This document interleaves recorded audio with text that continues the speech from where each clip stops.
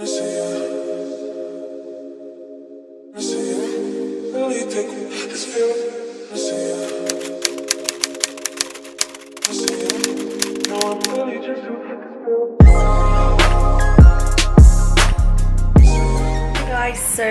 it's not every day that you get to vlog with this epic backdrop as your background. So I'm in my Airbnb now. It's day one in Shanghai and I'm exhausted. I feel like I'm still catching up from sleep, a journey from Sydney to Hong Kong, because the night before I only had 2 hours of sleep.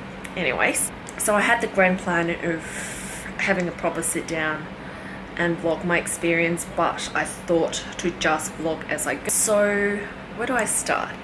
If you have been watching a couple of my videos, you know that one of the things that I stress a lot when it comes to being location independent is productivity and getting shit done. So for example, from Hong Kong to Shanghai is a 2-hour flight. The time you had to take to get to the airport, to check in, flight, to get off the flight, to get to where you need to be, it's a whole day process. And depending on how quickly you recover, sometimes it takes more than a couple of days before you get into a full productive mode again. So the reason I want to document this is I just want to keep it real and raw, that it is not all sunshine and rainbow, because social media is a huge part of my job. I spend a lot of time, way too much than I should, scrolling through feed, and I think sometimes I subconsciously get these unrealistic expectations in my head of what an ideal digital nomad life should be. Before I go any further, this is not a vlog to complain or anything like that, because I'm still very grateful to be able to do what I do today. So day one, I don't know if culture shock is the right word, because I watch Asian dramas, I'm Chinese, I can speak the language, but I don't know. I feel like I had this image of what Shanghai should look like in my head, just based on the overall progress of the China economy. Don't ask me how I got that. And also based on the Chinese that I come across with in Sydney. This culture shock's not a bad way, but I feel like it's making me very uncomfortable and I don't know what to expect. I suppose it's a good thing, because you know they say that magic happens outside of your comfort zone.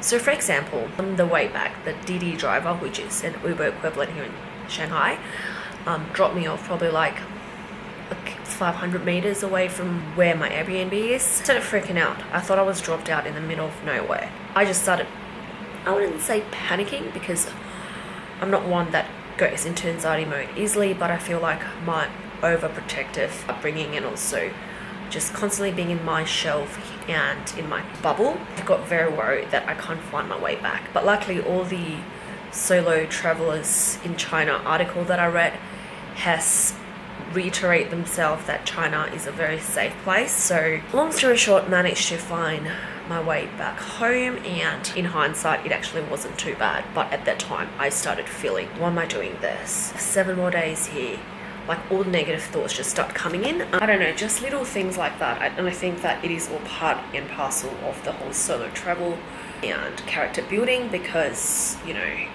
you're meant to feel uncomfortable. If everything feels like home, you might as well just stay at home, isn't it? Another thing that I want to point out in this scenario is the 2 smart decisions that I've made that I'm very grateful of.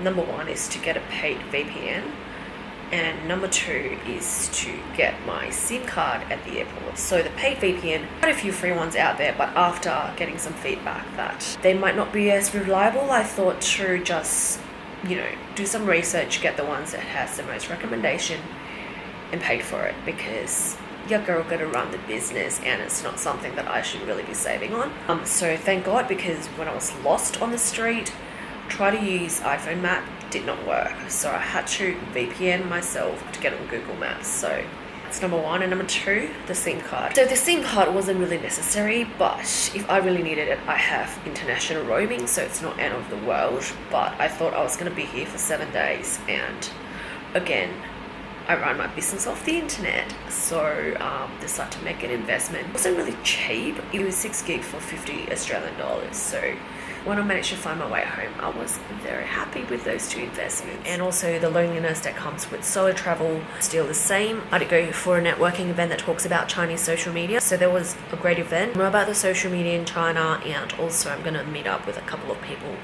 to just have a chat about general things. So I might even sign up for a few Airbnb experience, because sometimes you just really gotta suck it up and put yourself out there when you're traveling alone. So what I need to tackle in the next 7 days is to stop giving unnecessary fucks and stop caring about what other people think. I don't know what happened to me, but I feel like the more I'm in this whole entrepreneurship, digital nomad thing, the more I start caring about what other people think of me again. And it's not a good trait, or it's not a good habit to have. So let's see what Shanghai can do to me in the next 7 days. I'm going to end this day one vlog here because I sound dead. But catch you later.